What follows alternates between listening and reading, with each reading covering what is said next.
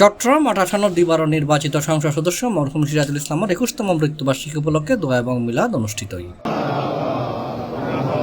December 2 তারিখ সোমবার চাঁদগাঁও থানা বিএনপি এবং অঙ্গ সংগঠনের উদ্যোগে দোয়া এবং মিলাদ মাহফিল অনুষ্ঠিত হয়। চাঁদগাঁও থানা বিএনপির সভাপতি ও সাবেক কাউন্সিলর আলহাজ মোহাম্মদ আজমের সভাপতিত্বে দোয়া মাহফিলের প্রধান অতিথি ছিলেন চট্টগ্রাম মহানগর বিএনপির আহ্বায়ক আলহাজ মোহাম্মদ এরশাদুল্লাহ।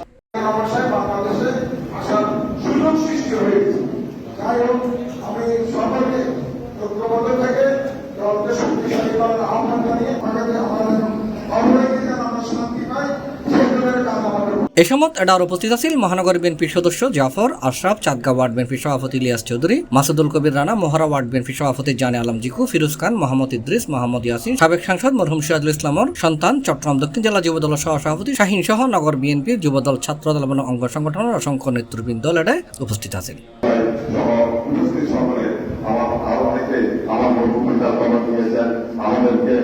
আমাদের খবর দিয়েছেন, আপনাদের সহযোগিতা আজকে আমি রাজনৈতিক পর্যায়ে আপনারা আমার জন্য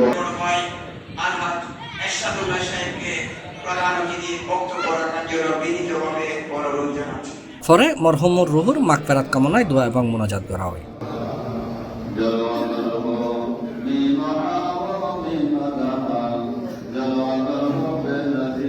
সি+, চট্টগ্রাম।